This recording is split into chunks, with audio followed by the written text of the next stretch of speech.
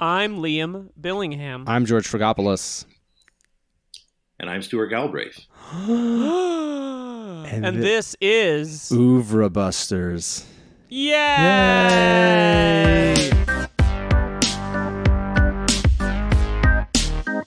Stuart, how are you doing in Japan? How are things going? Oh, it's great. I love it. I moved here permanently in 2003, and no regrets. And I moved.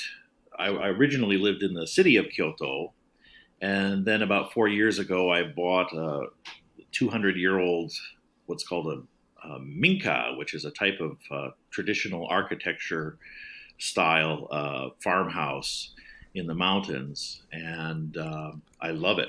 I'm living kind of like a hermit, so this is a rare chance to talk with the outside world. Well, I can say that like hermit living in 2020 actually sounds pretty good, considering every time I go to a grocery store now, I'm like, I'm just nervous all the time. So, let's just jump right in. If you'll indulge me, I would love to read your bio. Oh, sure. That would be a good start to go before we jump in. This episode, of course, is on Drunken Angel, and who better than Stuart Galbraith to talk to us about this film and the films of Akira Kurosawa. Stuart Galbraith is a Kyoto-based historian, writer, and publisher-editor of World Cinema Paradise. He is the author of 7 books, including The Emperor and the Wolf, the joint biography of Akira Kurosawa and Toshiro Mifune, hailed by Martin Scorsese as a must-read. Wow. Within the home video field, Galbraith has written essays for Criterion's 3-disc Seven Samurai DVD and Blu-ray, Optimum's Rashomon, BCI Eclipse's The Quiet Duel, and Subculture's The Long Good Friday. In 2015, Galbraith recorded an audio commentary and wrote and produced a new short documentary, Rashomon at 65, for the British Film Institute's Blu-ray of Kurosawa's 1950 classic. Concurrently, he served as a consultant on Oscar-winning director Steven Okazaki's documentary feature Mifune, The Last Samurai. Holding a master's degree from the University of Southern California's prestigious School of Cinema Television, Galbraith worked as an archivist and researcher at both Warner Bros. And MGM. At Warner Bros., Galbraith implemented preservation projects and procedures at both its USC-Warner Bros. Archives and the Warner Bros. Corporate Image Archives. At MGM, Galbraith worked as a film detective, tracking down the original camera negatives to more than 36 lost films. Since 2003, he has lived in Kyoto, Japan with his wife, Yukio, and his daughter, Sadie. And he's currently at work on a new active preservation, which I hope he'll tell us about. I watched your short documentary today, and I thought it was really cool. Welcome to the show. No, thank you for having me. Yeah, Stuart, thank you again for joining us. Yeah, it's really exciting. So I found out about your book actually through another podcast called The Big Picture. Back in, I think it was March or April, they did an episode about 100 years of Toshiro Mifune, which was a big inspiration on why we decided to do this. And your book was sort of the recommended read on the subject, and I didn't know. It's unless you know about it, it feels like it's hard to track down. I think it is, yeah. These books, it's a hard book to track down, unfortunately, because I'm reading it now, and it's great. It's such a great, enjoyable, accessible read. So I was wondering, before we jump into talking about Drunken Angel, do you want to tell us a little bit about what compelled you to write such like what I would describe as it's such an epic and expansive take on the lives of these two incredible artists? Do you want to talk a little bit about why you why you decided to write about it, and a little bit about your personal history with Akira Kurosawa and Toshiro Mifune? Well, for me, I mean, I'd always been an admirer of Kurosawa's films and Mifune's films, and back in the days when I was still living in Los Angeles, one morning I was woken up about 6:30 by the phone ringing, and I answered the phone, and it was somebody from a news agency calling to get a quote from me about the death of Akira Kurosawa. So this was the first I had heard of it, and I kind of fumbled through as best I could a quote about his legacy and all that, and went back to bed, and I couldn't get back to sleep because mainly I was sad that there were going to be no more Kurosawa movies. And I was very depressed. And lying there, I kept thinking that it's really a shame that no one has written a complete biography of Kurosawa. Up to that point, really the only sources of information were Donald Ritchie's book, The Films of Akira Kurosawa, which is a fantastic book, but it's mostly readings of the movies. And then there was Kurosawa's memoirs, something like an autobiography, which is also wonderful, but it only goes up to 1950 to the production of Rashomon and stops there. So you don't get anything about Seven Samurai or Yojimbo or anything else. So I basically thought, well, if nobody else is going to do it, I could probably manage to put something together.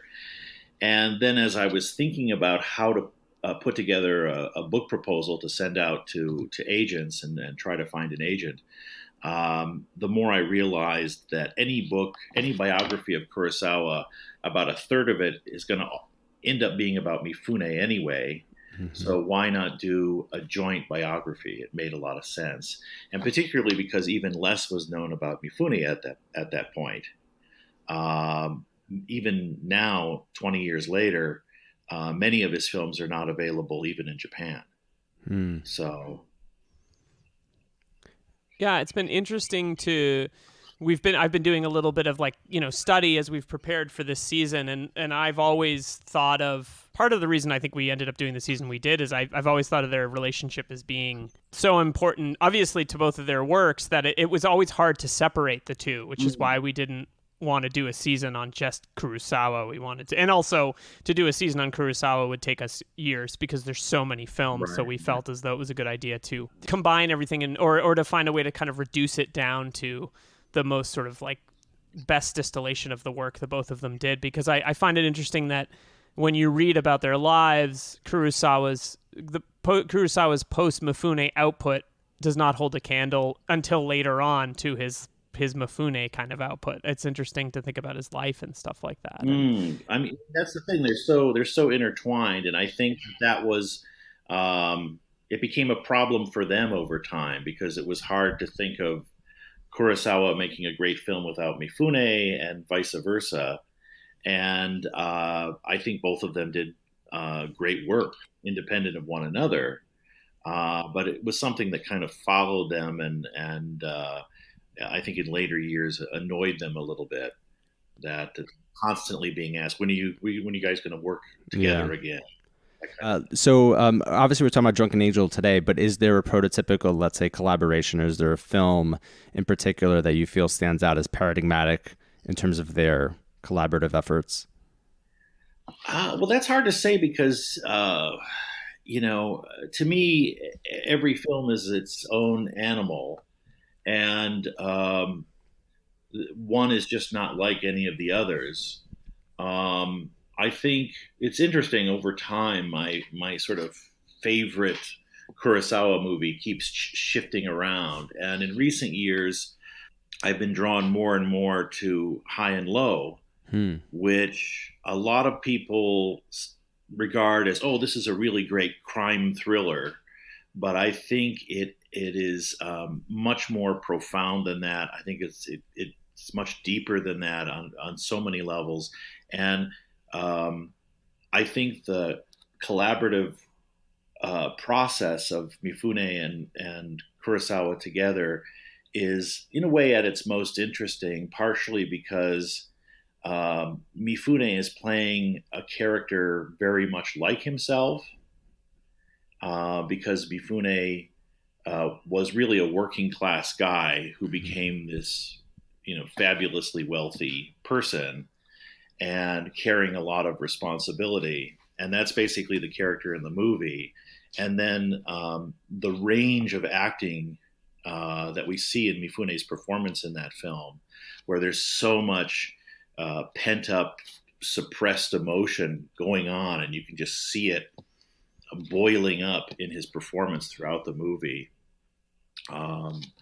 So I suppose in some ways, if you're trying to recommend a Kurosawa Mifune film to somebody who's never seen one, something like Seven Samurai or Rashomon are obvious examples, but I might recommend High and Low. I think that's very accessible to people who maybe don't want to plunge in so completely into Japanese cinema and history and culture and everything.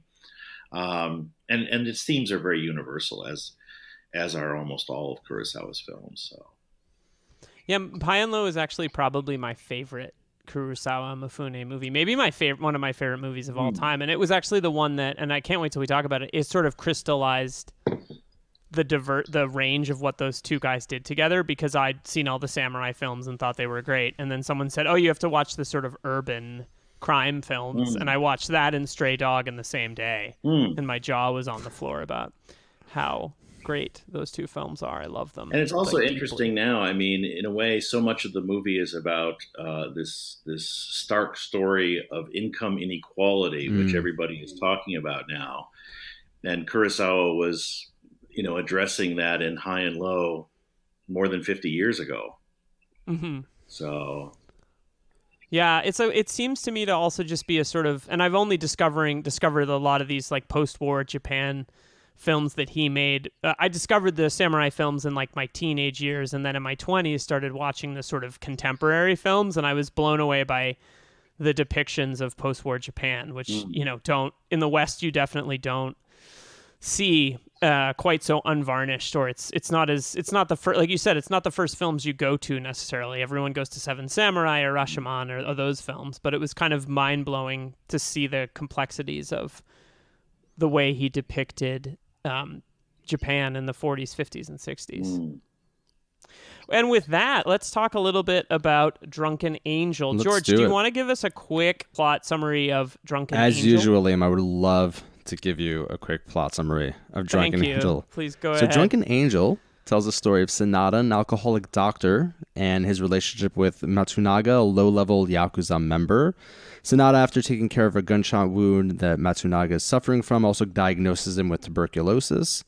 The relationship really kind of takes off from there. It's tumultuous, to say the least, but they develop a kind of, I guess, like mutual respect, but also kind of mutual disdain for one another, in the sense that they both kind of like need one another, and their lives become kind of intricately related with one another. So eventually Matsunaga's boss, Okada, is let loose out of prison, and he attempts to take back his gang, which places him in opposition with Matsunaga, especially when Okada threatens the life of Sanada, the doctor. Eventually there's a confrontation between Matsunaga and Okada, and this leads to the death of Matsunaga, and with Okada eventually going back to prison. And the film really ends on this kind of semi-hopeful note, with Sanada the doctor being reconnected with a young patient of his who is also diagnosed with tuberculosis, but who is now kind of healed. And it kind of ends on this, as I already said, this hopeful note, which feels kind of, anyway, obviously we could talk about the ending in some detail, but it feels both kind of like almost like tacked on, but maybe something that Kurosawa, I wonder if like Kurosawa himself like wanted it to be there, or if it was something that the studio kind of insisted would be amended on the film. But yeah, that's about it. And the film is kind of like a really just kind of like intense, interesting noir drama. It's very kind of intimate and tense, and yeah, it's a great fucking film. Cool. It was the first time I've seen it, and I was just completely blown away by it. It's pretty incredible. It was directed by Akira Kurosawa, written by Hideo Oguni, produced by Sojiro Motoki. The directors of photography were Takio Ito and Susumu Urashima. And the cast is the great Takashi Shimura as Dr. Sanada, Toshiro Mifune as Matsunaga, Raisaburo Yamamoto as Okada, Michio Kogori as Nane, Chiako Nakakakita as Nurse Mio, and other amazing cast members. This is the first film that Kurosawa and Mifune made together. Kurosawa had written and worked on Snow Trail, which we talked about on our last episode. And the film was shot on the set from a previous Toho production, which I thought was really interesting. And also, as I understand it, it would be Kurosawa's last film for Toho for quite some time. He made 5 or 6 films after, not for Toho. Stuart, I think you mentioned that you revisited this film prior to us recording this. How did it feel going back to it after what I imagine had been some time? Yeah, it was interesting because I sort of initially regarded it as homework for this podcast. I got to see it because I hadn't seen it, I think, since about 2004 or so when the Criterion DVD was released. And but then I put it on somewhat begrudgingly, and I was just immediately I loved it. I had a great time watching it again. I had forgotten how compelling it is. So that was the first thing. The other thing that really struck me is that recently I rewatched via Kino's recent Blu-ray release, Port of Shadows, the famous French poetic realist film from the 30s, and seeing that so close to watching Drunken Angel again, I was really struck at how much Drunken Angel has the style and feel and atmosphere of something like Port of Shadows and French poetic realism, as opposed to, say, a semi-documentary touch, which you have a little bit more in something like Stray Dog. Yeah, I was blown away by how I'd seen this film once years ago. I couldn't remember. It didn't stick out to me in the way that, let's say, a Stray Dog or a High and Low had years ago, but I was blown away at how contemporary it still feels. It feels like it could have been made. It's incredibly poetic, as you said. The cynicism mixed with the kind of hope that Sonata has feels everything feels colored by what's going on right now in the world with us all being in quarantine and things like that. And so the way that it felt very immediate to me in the way that it managed to be both cynical and incredibly hopeful, yet despairing at the same time. And I found the use of production design and camera movements and the kind of sparseness of the setting, especially in the scenes with the guitar player, to be so theatrical and poetic, but never once was I lost, or never once was I less than convinced that what I was watching was like a really powerful cinematic. It's a great example of like Kurosawa's ability to do a lot with little, with what feels like only a little, and I was very impressed by that. George? Yeah, no, I was just totally blown away. It's funny, rewatching it, there were two touch points that like resonated to me. I was like, oh, this is really... So the first connection that I made, which might sound kind of weird, was thinking a lot about Tarkovsky in relationship to this film, and thinking about like the ways in which like Kurosawa does a great job of poetically using the environment to suggest a certain kind of rottenness to this milieu, the society, or a certain kind of like degradation. So like the scenes where like the kids are playing in like the polluted water, and Sonata is basically telling them like, what the hell are you doing? Like, get out of there. And that there's this kind of like sense of like environmental degradation, of there's something like, like rotten in the air, rotten in the environment, which I think is kind of really powerful. And obviously we could talk about it too in relationship to perhaps like post-war Japan, or some sort of kind of like anxiety, obviously, about like post-war living. But also the eeriness of that guitar theme that you hear often in the first like 45 minutes made me also think about the way in which like Wong Kar-wai uses certain theme, like music, like over and over and over, like obsessively, and it becomes this kind of just like really kind of powerful oral motif. But yeah, no, I mean, I was just kind of entirely like gripped by this film. And yes, there's a certain kind of, as you said, like it's modern. And I was just thinking about it modern in the sense of like how well paced it is, how well constructed it is, how tightly wound up it is. That there's like it's poetic. Yeah, it's very austere. It's very lyrical. It just feels like such a just well-crafted film from like beginning to end. Yeah, absolutely. Stuart, as someone that's seen all these films and like written about them extensively, one thing that we're trying to do in looking at these films with this season is to really spend some time thinking about some of the thematic similarities or ideas that exist between the films. And I was wondering, do you have thoughts on kind of what some of the thematic connections this film holds with some of the later films, or in general? Yeah, I mean, Kurosawa liked to say that this was really his first movie that he was able to make precisely the way he wanted, and just to briefly go back to the stuff that had come before, I think if you look at all of Kurosawa's movies prior to Drunken Angel, um, even the weakest ones have interesting moments, and for the most part, they're really good movies. But they're movies that probably could have been made by any really good Japanese director. Whereas when you get to Drunken Angel, you have a film that is so innovative and so unlike anything that was being made at the time. It really is. I was surprised at how much it jumps out at me when I was watching it. Um, I think that you can certainly draw connections from Drunken Angel to some of the later films. I think, I mean, very shortly after this, the next year, in fact, Kurosawa did another film in which kind of things got switched around, and Mifune played the doctor. Uh, and of course, I think you can also draw parallels to Redbeard, in which you have a character in which Mifune plays a character who is uh, a doctor who is determined to fight disease and cure illness with the same kind of almost militant approach that Takashi Shimura's character has in Drunken Angel. Um, so there's all kinds of connections you can make. Um, I I tend to look at these films as I don't think that there is a conscious effort on Kurosawa to draw themes, connect one film to another, that kind of thing. But you can certainly see similarities and draw connections from one to another. It feels like to me the greatest unifier is the style.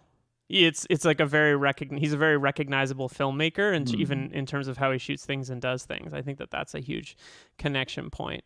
Yeah, I think the biggest takeaway that I feel we see from film to film, and this was obviously true. The last film we looked at, we looked at Snow Trail and we looked at Sanshiro Sugata, is the connection between the passage of time, especially as you see the relationship and tensions between people of older generations and younger ones. I do feel like that's a connection point in all these films, and certainly true in Stray Dog. And it's interesting how in this film, Takashi Shimura, it's such a powerful performance because, I'd love to chat about this, who is the drunken angel of the film, because at least to me, the clear drunken angel of the film is Takashi Shimura, because he's this kind of angry, cynical, doesn't have faith in people, but has faith in the idea of people kind of person more than anyone else. And I think that the power to me is in his constant decision to show up for people every day. It's almost a profound take on being a doctor or being of service to people and how they exist. He also calls himself an angel at some point too. Yeah. Which is, the irony obviously is that he might not be the titular drunken angel. Well, I think he's definitely the drunken angel of the title, and I think that the film was originally conceived as being primarily about that character, and that Mifune's character was originally going to be just one of many patients and stories that intertwine with this doctor's life and treatment of different people. And Kurosawa was so impressed with Mifune that he kept building up the part. And it got to the point where I think Kurosawa is quoted at some point as saying that the film even kind of got a little bit out of control because Mifune so overwhelmed the film with his performance, it tends to overshadow Shimura, who is in many ways equally brilliant, and who really is the main character. I think that Mifune's character, as powerful as it is, it doesn't have as much depth as Mifune's characters in later Kurosawa films would have. I mean, he's basically this self-destructive, very minor criminal who's dying and is in denial about it. And whereas Shimura's character is really fascinating because he's such a curmudgeon and barking at people and sneaking his sips of medicinal alcohol and all that. And he, it's interesting because it's a very unsentimental movie, and yet I found myself very moved by the final scenes in the film, both the death of Mifune's character, but also the final scenes where he encounters the young high school student who has recovered from TB, and also the wonderful scene with Noriko Sengoku, who plays the kind of bar girl, with feelings for his character, and ends up having to take his ashes back to her home in the country. Yeah, it's so interesting to think about the Mifune performance and what it means, because he's obviously just coming off of Snow Trail, which is an interesting film, but not quite as expressive. But to me, this is the first film. It's hard to say, but one of the things that makes this film work so well, and I think makes it feel relevant, is that Mifune's character is cool. Like the costume, the outfit, the style, all of those things make him so cool to look at. And of course, like, he's a Yakuza. What he's doing is terrible, but it feels like a kind of contemporary film, in that we spend our time being like, this guy's doing terrible things and destroying his life, but he's cool. He lives a cool kind of existence. There's moral ambiguity to it. Right. Yeah, definitely. I think, I just read that book, Tokyo Vice, which is about Yakuza and kind of the role they play in the society there, and was kind of shocked by, and the book, tends to focus on, is more contemporary, but kind of deals with the Yakuza and daily life and stuff. And I thought this was interesting. It's interesting that it seems like this film started to be a sort of expose of Yakuza and then went in a really, really different direction. Where we end up sympathizing in a way with this like young Yakuza, which I thought was fascinating. Yeah. Well, kind of on a related note, it's interesting because at that time, the occupation was imposing very tight restrictions on what kind of movies could be made. And while I was watching it again, I kept thinking, how did this movie get made? And then it became very clear, which is the film is, as kind of this side plot, it's a condemnation of Yakuza feudalism, and Shimura's character condemning, the sort of the hypocrisy of supposed Yakuza loyalty and all the traditions and everything. And that was exactly what the occupation forces wanted. They wanted films that were expressed anti-feudalistic themes and sort of anti-crime doesn't pay type stories. And so I think it actually, probably the censors, the American censors, were very pleased with this film. So I don't think it probably didn't have any problems at all passing. That's really interesting. I never had thought about that before, because it seems like it's kind of a, when you read a little bit about Kurosawa, there's the idea of him being a pro-Western filmmaker, and that being controversial in Japan, and sort of elements like that. You mentioned that the occupying forces they kind of had control over, or there was censorship around the kind of films that could be made.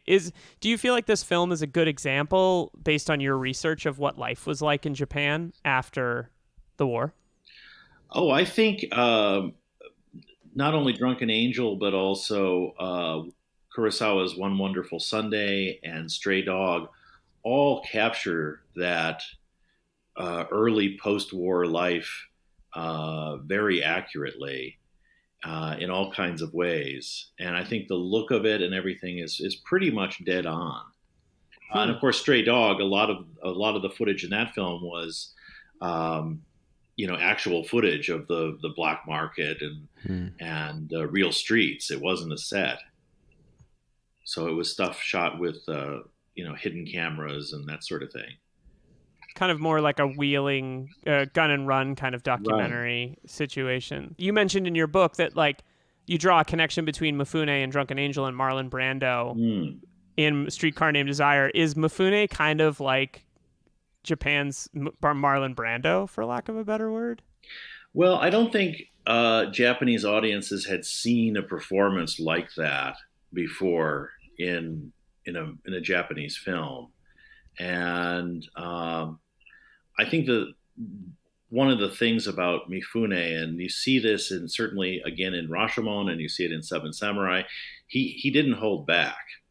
His relationship with Kurosawa was such that he trusted Kurosawa completely, and Kurosawa gave Mifune the freedom to just do it the way he felt a particular scene should be done.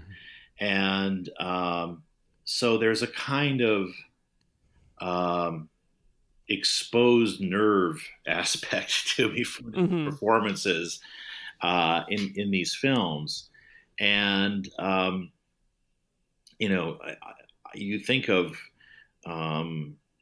Japanese costume pictures up to that point, and where it's very stylized and the heroes are very, immaculately dressed in their hair and everything. And the swordplay is so stylized and almost like, ballet.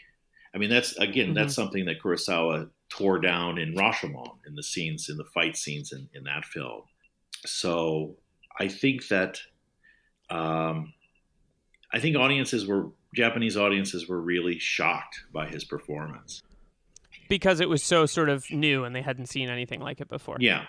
Coming back to some of these themes that we talked about a little bit and George made a nice little list here. George, do you want to talk about some of the other thematic stuff that you thought was interesting in the film? Yeah. Well, I mean, so going back to this question, though, about like, let's say, the degree to which the film is a critique, and I think it very much is, like a critique of this character's association with like the Japanese like underworld or with crime. I think what's really fascinating to me also is that there is this kind of also tension between, as I put it, that there's a certain kind of sense that these ideological structures that these two men are attached to don't supply them with some sort of kind of meaning in the world. So that Mifune obviously kind of like runs up against, let's say, the limits of this kind of criminal underworld, again, this criminal organization that he's within, and it leads to his death, right? And he kind of obviously has this sickness, which can, in sort of many respects, I think also be seen as a kind of like spiritual sickness.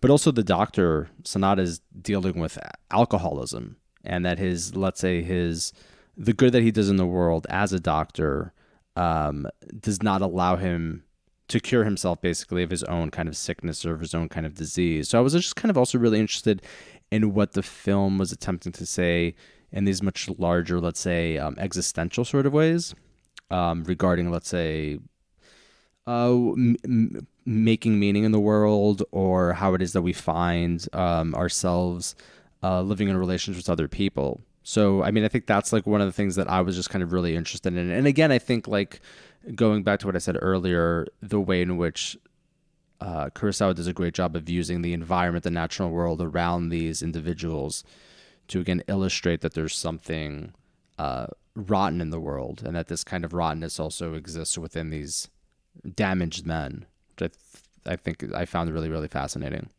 Well, I think one of the things that you refer to is, and this is a theme that Kurosawa comes back to again and again, is this search for validation in one's life, and certainly his film Akira. I mean, the whole movie is about that search, and so I mean, here you have, as you also say, this pitiful environment with this horrible toxic swamp in the middle of the neighborhood.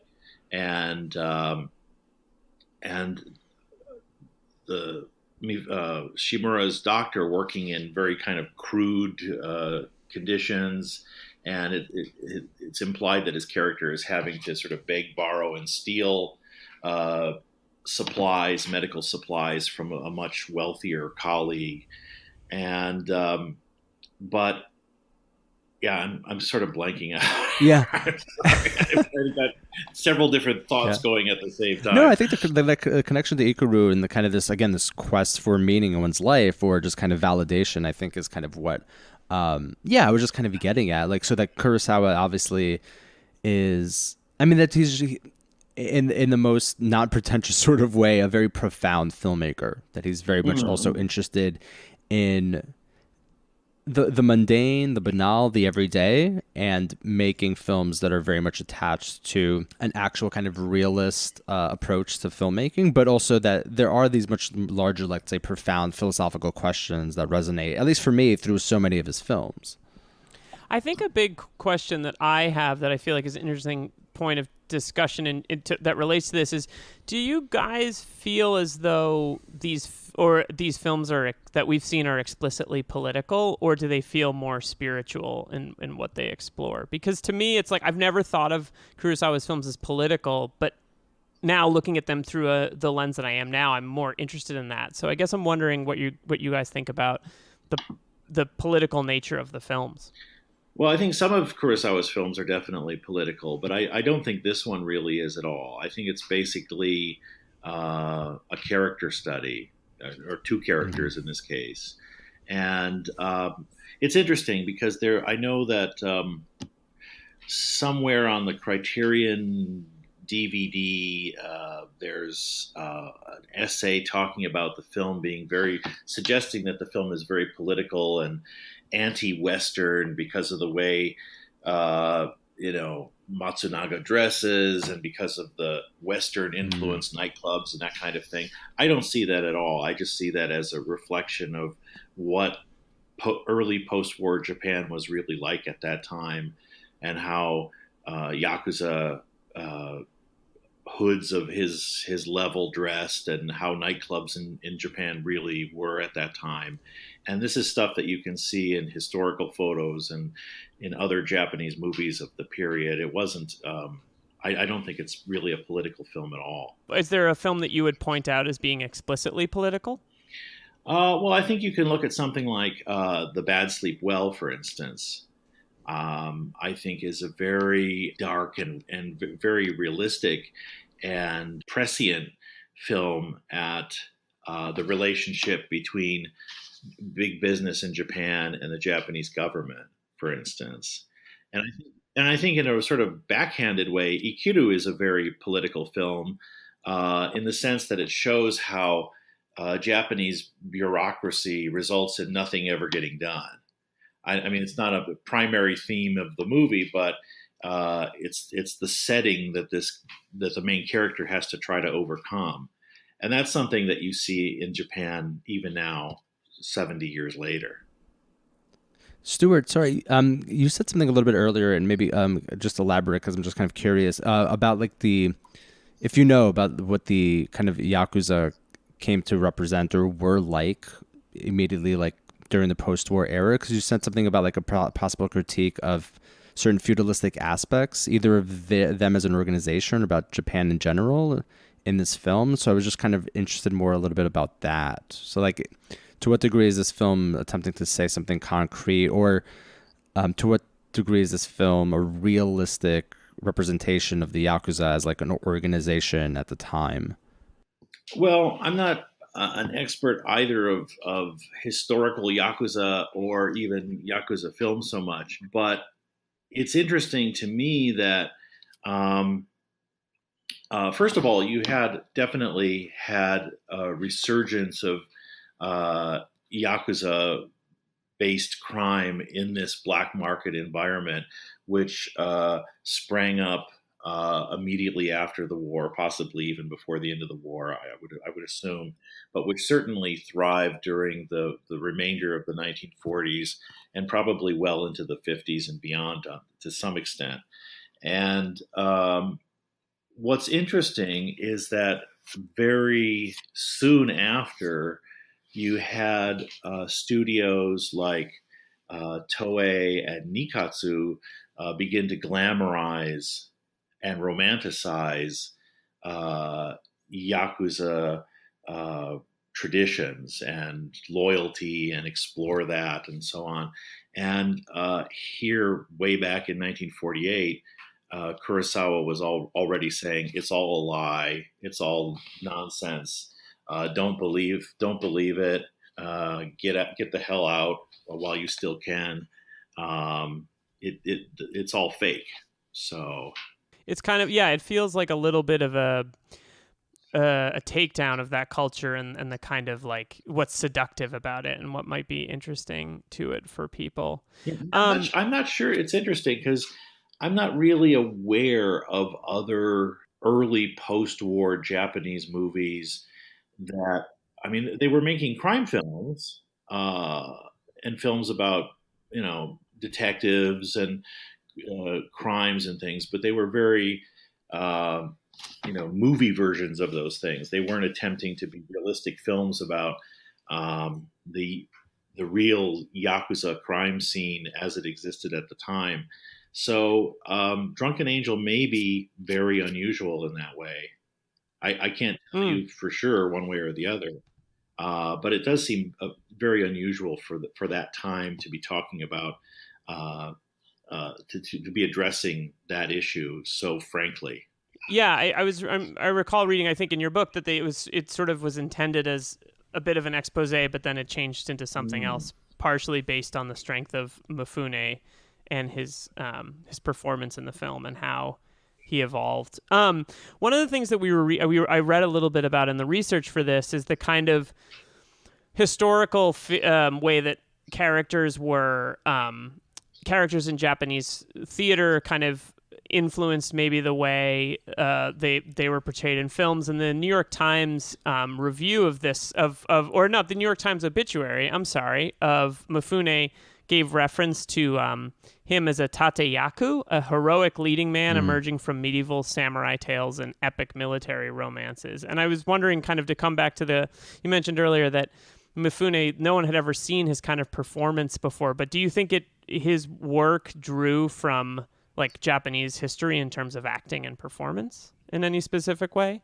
No, I don't think so. I mean, I think there's a tendency in the West to keep trying to find connections and say, Mifune was from a samurai tradition and Akira Kurosawa came from samurai family and all that. And most of that is either inaccurate or greatly overstated. I think that Mifune, I think part of his quality was just that he was so raw and rough around the edges and working class. I think that if you look at the big stars contemporary to Mifune in the 40s and 50s, they were people like Kazuo Hasegawa, who was a big star at Daiei, and who did do those kind of samurai roles and costume pictures and so forth. But it was a completely different style of acting. And that kind of acting was influenced by kabuki and other Japanese stage work and so on. But Mifune had no experience as an actor prior to joining Toho Studios in 1946. He had no acting experience at all, and he only went through the kind of new face training program at the studio to learn a little bit about acting. But when he and Kurosawa first started working together, he had almost no experience at all. It was all really instinctive. Wow. Yeah, it's now, incredible. I will say that when Mifune did play historical characters in samurai films, he was a stickler for making sure everything is historically accurate. So, for instance, when he did the miniseries Shogun, he insisted that a lot of the dialogue be changed because a lot of the words he was saying it was like regular contemporary Japanese that one ordinary person would say to another, rather than something that was A, true to the period, and B, true to the way someone in his high position would speak to someone in a lower position and vice versa. So he was very insistent on that kind of thing, and very insistent on clothes and props and everything be really, really accurate. And he was kind of known to berate his fellow Japanese actors if they weren't up to the level that he expected everyone to be. Wow. That's intense that he would, that he would berate the other actors. That's kind of amazing. Do you feel like, I mean, we a little bit in the documentary about Mifune that's on the Criterion channel, there's a little bit of this, but can you talk a little bit about the impact you think he's had on acting in the post his career, or acting in the 20th and 21st centuries? Well, I think he's been a huge influence. Exactly how is hard to say. I mean, probably the obvious example is, would Clint Eastwood have had this huge 60, 70-year acting career without Mifune coming before him, or would he just be the guy from Rawhide who then disappeared after that? Obviously, Eastwood's character in the Sergio Leone movies is obviously, particularly in Fistful of Dollars, is taken directly from Mifune in Yojimbo, and by extension, all those anti-heroes of spaghetti westerns that followed, hundreds and hundreds of movies, and then I suppose you could draw connections to some of the movies and characters later on played in films not only by Clint Eastwood, but actors like Gene Hackman and Al Pacino and so forth in the 70s. Those characters kind of could all in a way be traced back to the kind of characters and performances that Mifune gave. Yeah, another one that I think of a lot is, and mostly because he's talked about his admiration for a filmmaker, is Spike Lee and Denzel Washington. The kind of like, there's an effortlessness to what Denzel Washington does on screen, and a cool and a kind of like, of course he's an incredibly trained actor, but there's a kind of openness and coolness to him that I feel like feels like Mifune had to have had some influence on. And certainly the filmmaking style of someone like Spike Lee, you can see it in those films, I think. What's the contemporary feeling or legacy of Mifune and Kurosawa in Japan? Are the films held in a high regard?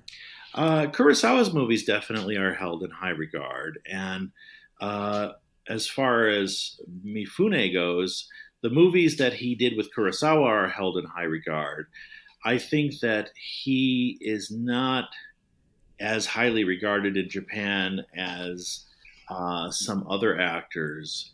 I think that the general feeling in Japan is, oh yeah, Mifune was fantastic in all of his Kurosawa movies, but he wasn't that great of an actor outside of that. And he was certainly popular throughout the 50s and 60s. And then in the 70s, he did a lot of television. He did several Yojimbo-based TV shows. And, he was very famous and very popular. But I don't think he was appreciated as a great actor as much as we do in the West. Do you have a favorite non-Kurosawa Mifune film or project? That's a difficult one. Well, there's one film he did. I'm getting the international titles kind of tend to jumble together in my brain. I want to say maybe the English title is The Gambling Samurai, but the important thing is in the movie is basically a Japanese version of Cyrano de Bergerac. The difference being that in Japan, instead of a gigantic nose, Mifune's character has a flat, wide nose. which is considered very unattractive. But it's kind of this interesting samurai film, and Mifune plays a Cyrano type character, and it's very interesting just to see that.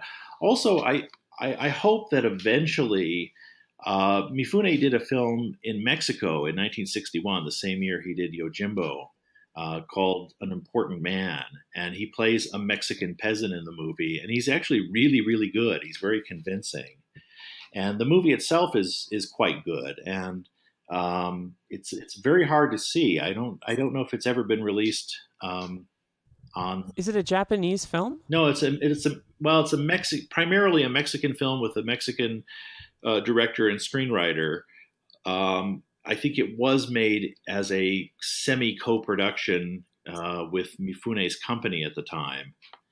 And I know that I want to say that Toho released it theatrically in Japan in 1961. So what language is it in? It's in Spanish, entirely in Spanish. Does he speak Spanish in the film? I think that mostly he's dubbed. Yeah, okay. Some of the dialogue he might be where there's not a whole lot of dialogue. He might be speaking phonetically with his own voice. That sounds so compelling. I watched a clip recently of him speaking English. I forget what the film was, and it was so kind of disjointing because I've never heard him speak English before until I forget which film it was, but it was his as someone that doesn't speak Japanese, the way he speaks and the sound of his voice is so specific, and it's once you hear it and it blows your mind, it never leaves your brain. So to hear him speak in English was kind of like, whoa, it kind of was a weird cognitive event like in my brain. Well, it's interesting. I mean, Charlton Heston, who was on very friendly terms with Mifune for many years, wrote in his Actors Journal book one time after meeting with Mifune, he said, "My God, if this man could speak English, he'd conquer the world." And I think that's very true. And the sad thing is he never really learned to speak English. And so in movies where international films like Grand Prix or Red Sun or pictures like that, where he was required to speak English, either it's his real voice, but it's obviously very stilted because he doesn't really completely understand what he's saying. I mean, he's obviously looking at a translation and doing it phonetically, but his acting really suffers, or he's dubbed by another actor. When he did his first Hollywood film, Grand Prix, for director John Frankenheimer, I don't remember exactly. My memory is a little bit hazy, but I want to say that the movie premiered with Mifune's real voice. And then Frankenheimer realized this isn't working. I have to dub his voice. And they brought in voice actor Paul Frees to loop his voice. And so it was a real kind of sad thing because here you have Mifune and James Garner together and all this stuff. And Mifune looks fabulous because he's playing this auto company executive in this three-piece suit and he looks great. And, all these great scenes. But because Mifune couldn't speak English well enough, that part of his career suffered. Yeah. It's almost like it wasn't at the right time for someone to become such a big international star. No. The system hadn't quite caught up with it, so to speak. George, do you have any other things, any questions, any things you want to throw out before we let Stuart go? No, I just want to reiterate that this film is amazing. It absolutely slaps. I can't believe it took me almost 40 years of my life on the planet to see it. But I'm glad I finally saw it. I'm glad I got it to discuss with both of you. It's hard for me because we were talking about when we were recording our episode, our intro to this series. Did Kurosawa and Mifune make a bad film? I can't think of a single film that I would recommend all these films to everybody. Do you feel like there's something better or weaker than, or do you feel like they're all kind of as great as I think they are, Stuart? Or am I sort of crazy? There's a really terrific interview with Francis Ford Coppola where he's asked, what is your favorite Kurosawa movie? And Coppola's reply is, Well, I mean, it's hard because you have all these masterpieces, and then you have the ones that are merely very, very excellent. Yeah. And that's kind of how I feel. I mean, there are a few Kurosawa movies I don't much care for. I'm not a big fan of Dreams, and I think Kagemusha, as originally conceived, could have been a great film. It was originally conceived for Shintaro Katsu, who then got into a fight with Kurosawa and was fired. And I don't think the picture works as well with Tatsuya Nakadai in the lead. And there are a few things like that. But even his weakest films, there are just these really outstanding moments in them, these little bits and pieces and stuff. So they're definitely all worthwhile. And I mean, Kurosawa made 30 movies, I think. And I mean, there's sort of inarguably, 15 masterpieces in the bunch. So, I mean, if you make one great movie, that's an accomplishment. But yeah. So yeah. Amazing. Well, this has been really, really wonderful. It's, we're kicking off the series with Drunken Angel, and there's so much to understand and get a sense of with these 16 films. So it's been really great to speak to literally the guy that wrote the book. Oh, well, thank you. About these. Yeah, that's it from us. We're next up on the show. We're going to talk about Quiet Duel, which is a film I've never seen. George, have you seen? I've Quiet not Duel? seen Quiet Duel. I'm quite the Philistine when it comes to the Kurosawa oeuvre. I've seen a number of them, but Yeah, there's you so really many are. of them. I'm like so It's way behind. embarrassing how few. Believe it or not, it's films you've embarrassing. seen. Yeah, I'm really excited to watch it. Stuart, you wrote a piece, or you worked on Quiet Duel or the DVD release? Yeah, I think so. A long time ago. I kind of barely remember that now. So, yeah, I wrote an essay or something. Okay, For the cool. UK DVD. That's all I remember. Maybe we can track it down. And Stuart, what are you And working give it- on give now, it a if you don't read. mind me asking? Working on your book? Well, I've been doing a couple of audio commentaries recently.